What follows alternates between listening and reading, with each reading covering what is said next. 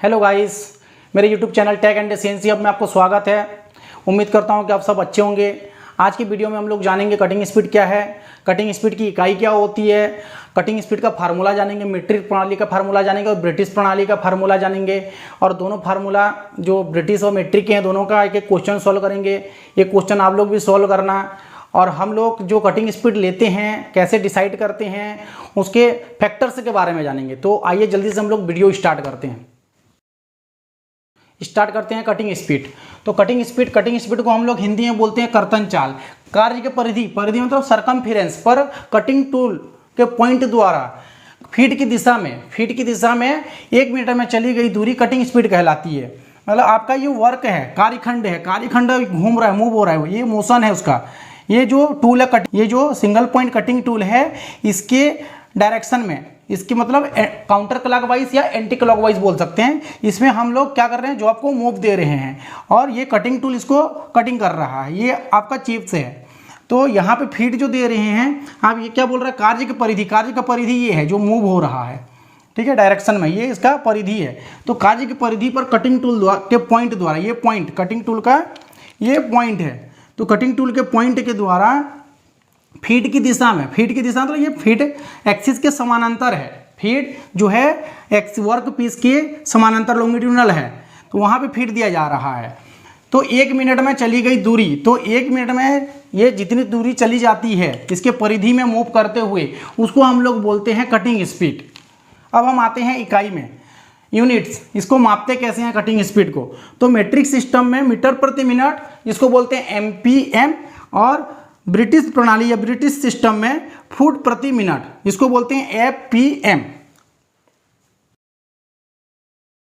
अब हम जानेंगे कटिंग स्पीड का फार्मूला, सूत्र। तो मेट्रिक सिस्टम में cutting speed is equal to pi D N upon 1000 होता है। अगर इसको कब यूज करते हैं, जब आपका डायमीटर जो है वो मेट्रिक में दिया है, आपका डायमीटर जब आपका डी जो है डायमीटर मेट्रिक में दिया है, तब हम इस फार्मूला का यूज करते हैं। अगर आपका जो डायमीटर है वो अगर इंच में दिया है, जैसे 1/2 इंच या 3/4 इंच में अगर दिया है, इंच में दिया है डायमीटर, तो तब हम ब्रिटिश सिस्टम का फार्मूला का यूज करते हैं, ब्रिटिश फार्मूला का यूज करते हैं। इसको भी से भी प्रदर्शित करते हैं। और भी मतलब cutting speed is equal to pi D N upon 12 जो है ये फुट का है, ठीक है, मतलब 12 इंच 1 फुट होते हैं, इसलिए यहाँ पे 12 है। तो अब हम जानेंगे इसमें पाई का मान क्या है। पाई का मान 22/7 या 3.1416 बोलते हैं इसको। डी का मतलब होता है डायमीटर, एन का मतलब होता है आरपीएम, रिवोल्यूशन पर मिनट, और वी का होता है कटिंग स्पीड। तो अब हम देखते हैं कि एक क्वेश्चन सॉल्व करके देखते हैं। आप हमने पहले कटिंग स्पीड जान लिया, उसका फार्मूला जान लिया। अब हम एक क्वेश्चन सॉल्व करके देखेंगे कि हम जो उसका कटिंग स्पीड निकालते कैसे हैं। जो सीएनसी मशीन हो या कन्वेंशनल मशीन हो, तो उसका कटिंग स्पीड जो निकाला जाता है वो कैसे निकाला जाता है। तो यहाँ पे क्वेश्चन बोल रहा है कि एक 120 आरपीएम रिवोल्यूशन पर मिनट, चक्कर प्रति मिनट पर घूमने वाले एक कार्य है जिसका जो डायमीटर है वो 200 mm है। इसके मशीनिंग के लिए हमको कटिंग स्पीड ज्ञात करना है। तो बोल रहा है कि 200 mm का डाया है, ये 200 mm का एक वर्क है। जो आरपीएम इसका, ये जो रिवोल्यूशन पर मिनट घूम रहा है, ये घूम रहा है 120 आरपीएम में, ये वर्क घूम रहा है। तो इसका हम लोगों को कटिंग स्पीड निकालना है। तो हम लोग क्या करेंगे, सबसे फर्स्ट देखेंगे कि एमएम में दिया है या फुट में दिया, इंच में दिया है। तो ये दिया है एमएम में दिया है, आपका इंच में नहीं दिया है। तो एमएम में दिया है, तो हम क्या करेंगे, जो फार्मूला लगाएंगे हम मीट्रिक वाला लगाएंगे, जो cutting speed is equal to pi D N upon 1000। तो हमने यहाँ पे फार्मूला लिख लिया। अब हम क्या करेंगे, इस फार्मूला में हम इसको अपने जो मान है उसको बिठाएंगे इसको। तो पाई का मान तो हम जानते हैं कि 3.14 होता है, मल्टीप्लाई जो डायमीटर है, डी मीन डायमीटर इसका कितना है 200। तो यहाँ पे 200 हमने लिख दिया। अब इंटू एन जो है आरपीएम है 120 है, उसके बाद अपॉन 1000। अब यहाँ पे 3 0 हैं, 1 2 3, यहाँ पे भी 3 0 हैं, 1 2 3, ये कट गए। अब यहाँ पे हो गया 14 इंटू 24, 12 दूनी 24 हो गया। तो इसको हम अगर मल्टीप्लाई इसको करते हैं तो ये होता है 75.36 और ये इसका यूनिट मीट्रिक का जो फार्मूला में हमने इसको निकाला है इसका यूनिट इसमें लिखना पड़ेगा MPM मीटर प्रति मिनट। इसको लिख सकते हैं ऑब्लिक, आप ये भी लिख सकते हैं मीटर प्रति मिनट, ऐसे लिख सकते हैं।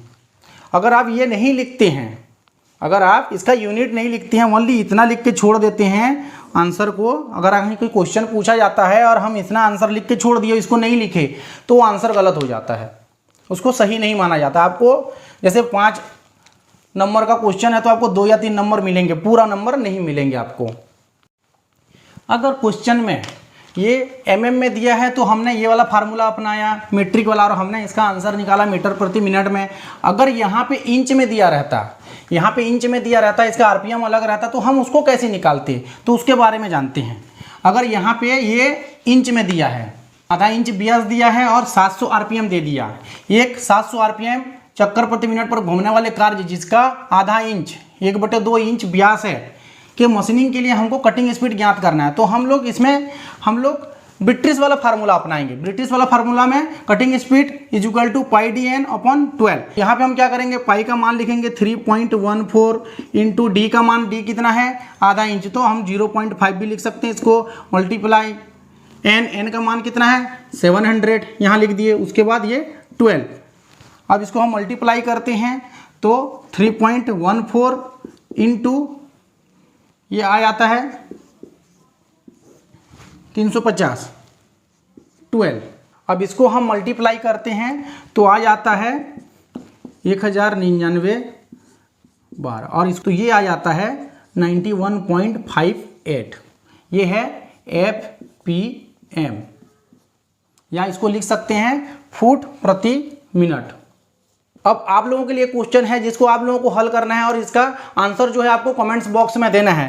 तो क्वेश्चन है, एक 160 आरपीएम रिवोल्यूशन पर मिनट पर घूमने वाले कार्य जिसका जो डायमीटर है 100 mm है, इसके मशीनिंग के लिए आपको कटिंग स्पीड ज्ञात करना है और आपको कमेंट बॉक्स में इसका आंसर देना है। तो इसमें आपका जो फार्मूला लगेगा वो मीट्रिक वाला फार्मूला लगेगा, उसमें आपको निकालना है और उसका आंसर आपको देना है। अब हम आते हैं कटिंग स्पीड को प्रभावित करने वाले कारक या फैक्टर्स हैं जिनको ध्यान में रख के हम लोगों को कटिंग स्पीड डिसाइड करना पड़ता है। क्योंकि जब हम कार्य करते हैं सीएनसी में या मैनुअल मशीन में, जब हम कार्य करते हैं तो हमको उसमें आरपीएम देना पड़ता है, तो आरपीएम निकालने के लिए हमको कटिंग स्पीड डिसाइड करना पड़ता है। तो कटिंग स्पीड जब हम उसमें लेते हैं तो उसके पहले हमको देखना पड़ता है कि कुछ उसके फैक्टर्स हैं जो उनको ध्यान में रखा जाता है। तो हम जानते हैं उन फैक्टर्स के बारे में। तो सबसे फर्स्ट जो आता है कार्यखंड की धातु। तो आपका जो कार्यखंड है, जो वर्क है, जो वर्क बन रहा है उस मेटल्स का है। जैसे आपका टूल स्टील का बना हो, स्प्रिंग स्टील का बना हो या हाई स्पीड स्टील का बना हो, तो उसमें हम लोग क्या करेंगे, कटिंग स्पीड जो है कम रखेंगे। और जैसे ब्रास है, एल्यूमिनियम है, उसमें हम अगर मशीनिंग कर रहे हैं तो उसमें कटिंग स्पीड हम हाई भी रख सकते हैं, चलेगा। अब आते हैं हम लोग टूल की धातु, मतलब आपका जैसे सिंगल पॉइंट कटिंग टूल हो या मल्टी पॉइंट कटिंग टूल हो। अगर हम 2 टूल लेते हैं, एक हाई कार्बन स्टील और एक हाई स्पीड स्टील, तो हाई कार्बन स्टील के लिए जो हम कटिंग स्पीड रखते हैं हाई स्पीड स्टील की अपेक्षा हम आधी रखते हैं। तो इससे ये समझ सकते हैं जो आपका टूल्स की धातु है, जैसे कार्बाइड की है तो हाँ उसके लिए कटिंग स्पीड ज़्यादा रखेंगे, और हाई कार्बन स्टील की अगर टूल बनी हुई है तो उसके लिए कटिंग स्पीड कम रखेंगे। अब हम आते हैं फीट की मात्रा। तो फीट की मात्रा पे भी डिपेंड करता है कटिंग स्पीड कैसे रखना है। जैसे आपका फीट आपने कम दिया है, फीट आप कम दे रखे हैं तो आप कटिंग स्पीड ज़्यादा दे सकते हैं, और फीट ही आपने ज़्यादा दे के रखा है तो आप कटिंग स्पीड ज़्यादा नहीं रख सकते। अगर दोनों ज़्यादा दे दोगे तो आपका जो वर्क है वो खुरदुरा बनेगा या तो फिर टूट सकता है इंसर्ट। अब हम आते हैं कट की गहराई। कट की गहराई मतलब होता है डेप्थ ऑफ कट। आप डेप्थ ऑफ कट अगर ज़्यादा दिए हैं, डेप्थ ऑफ कट अगर आप हैवी दिए हैं, आप जैसे कर रहे हैं रफिंग कार्य कर रहे हैं, रफिंग कार्य में आप डेप्थ ऑफ कट ज़्यादा दे दिए हैं तो आप वहाँ पे कटिंग स्पीड जो है आपको कम रखना पड़ेगा। अगर फिनिशिंग कार्य कर रहे हैं और वहाँ पे आपको डेप्थ ऑफ कट कम देना रहता है, डेप्थ ऑफ कट कम देंगे तो वहाँ पे आप जो कटिंग स्पीड है उसको हाई रख सकते हैं। अब हम आते हैं लेथ की साइज।